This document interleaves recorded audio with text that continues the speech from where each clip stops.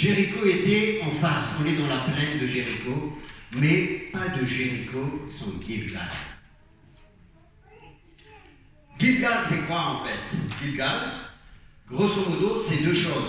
Dieu enlève la honte, l'opprobre de l'Égypte. Au verset 9 du chapitre 5, il dit « Aujourd'hui, j'ai roulé loin de vous l'opprobre, la honte de l'Égypte. » Et ce lieu fut appelé du nom de Gilgal. Ça, c'est la première chose. Gilgal, c'est du verbe galal, qui signifie rouler. Dieu roule, enlève, ôte. Et deuxième chose, la circoncision.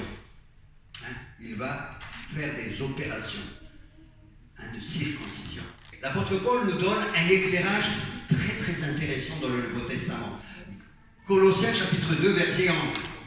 Colossiens 2 11, vous notez, peut-être que Philippe va l'afficher, mais voilà ce qui est écrit.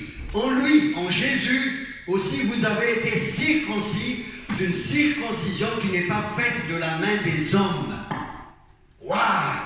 C'est-à-dire le dépouillement du corps, de la chair, la circoncision de Christ. C'est Jésus qui a les couteaux. Et c'est Jésus qui va faire l'opération de la nouvelle naissance dans notre cœur. Et après, il va dépouiller tout ce qui est charnel avec ce couteau à lui. Alors, Jésus tient le couteau devant toi. Est-ce que tu es prêt? Dis à Jésus, viens avec ton couteau, Seigneur, même si ça me fait mal. Viens avec ton couteau. Je veux être circoncis pour être prêt pour Jéricho. Les enfants d'Israël avaient les yeux sur Jéricho, Dieu avait les yeux sur Gilgal. La grande conquête qui va suivre après, ça va être terrible si nous ne sommes pas passés par Gilgal. La base du dépouillement des œuvres de la chair, c'est le renoncement à soi. Et ils sont restés à Gilgal jusqu'au partage de la terre promise. Ils sont restés à Gilgal. C'est incroyable. Ils étaient toujours à Gilgal. Et est-ce qu'il y a des chrétiens qui pensent ne plus avoir besoin de la puissance transformatrice de la croix ici?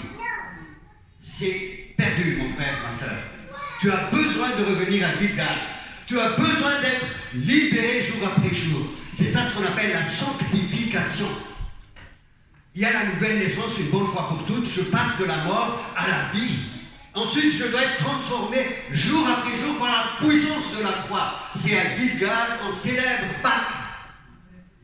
Et c'est jour après jour que je dois être transformé. Pour être prêt, pour attaquer Jéricho. Voilà l'essentiel du message. Mais moi, je vais poser ça sur des fondements bibliques. Gilgal nous rappelle la nécessité de revenir toujours à la croix. Dis à ton voisin, tu as besoin d'être transformé. Tu as besoin d'être crucifié. J'ai été crucifié avec Christ, ce n'est plus moi qui vis, c'est Christ qui vit en moi. Galates chapitre 2, verset 19. Vous êtes morts, mais faites donc mourir à Gilgal, faites donc mourir tout ce qui n'est pas de Dieu. Ensuite, Gilgal aussi, là où il y avait la circoncision, symbolise la marche par l'esprit. Parce que quand tu fais mourir la chair, tu marches par l'esprit. L'apôtre Paul, dans Philippiens chapitre 3, il dit ceci. Philippiens 3, verset 3, je crois. 3, c'est facile à retenir. Car les vrais circoncis, c'est nous. Les vrais circoncis, c'est nous. Il parle des chrétiens. C'est nous qui rendons à Dieu notre culte par l'Esprit de Dieu. Quand tu marches par l'Esprit, parce que tu es passé par Gilgal, par la circoncision, tu marches par l'Esprit, tu es un vrai circoncis. Waouh! La circoncision produit la marche par l'Esprit. Les vrais circoncis, ceux qui marchent par l'Esprit. Et nous glorifions Dieu en Jésus, et nous ne mettons point notre confiance dans la chair.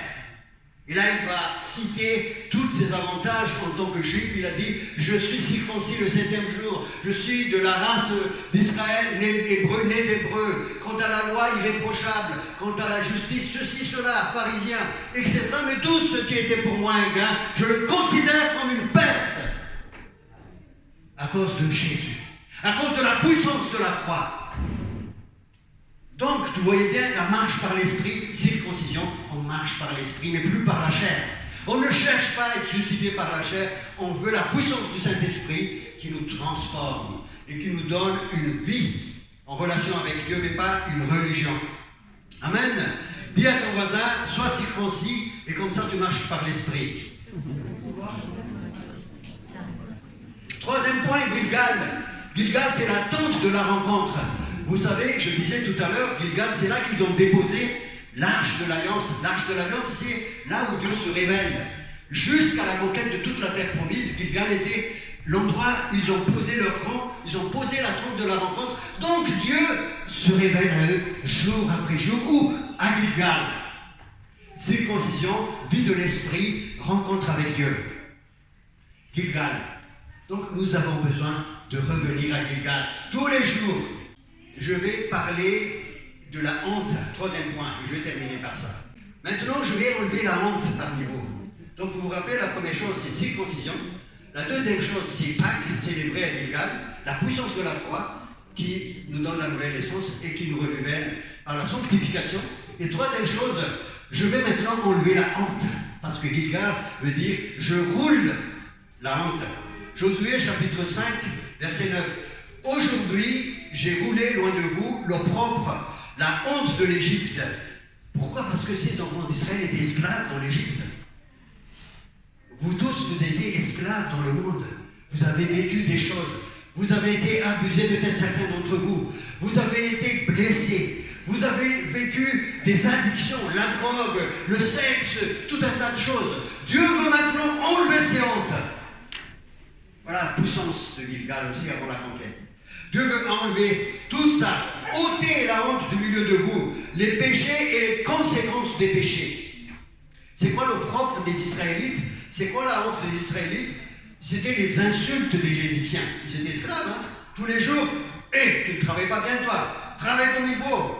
Hein? Les insultes, les violences, les blasphèmes, les rabaissements, le mépris, les calomnies, les accusations, les blessures profondes dans leur vie. Ah, vous n'étiez pas à la place des Israélites. Mais c'est ça ce qu'ils ont vécu en Égypte. Ils ont besoin d'être libérés de ça à Gilgal avant la conquête de la terre, avant la conquête de Jéricho.